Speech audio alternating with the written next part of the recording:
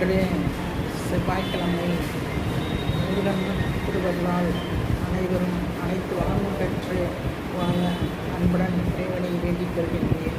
இன்று செவ்வாய்க்கிழமை சொல்ல வேண்டிய மந்திரம்: உருவாய் அருவாய் உளதாய் இளதாய் அருவாய் மலராய் மணியாய் ஒளியாய் கருவாய் வீராய் கதியாய் விதியாய்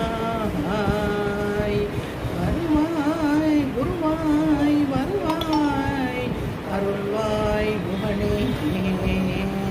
இந்த முருகனுடைய மந்திரத்தை செவ்வாய்க்கிழமை என்று அனைவரும் சொல்லி முருகனின் அருளை பெறுமாறு அன்புடன் வேண்டிக் கொள்கின்றேன். நன்றி, வணக்கம்.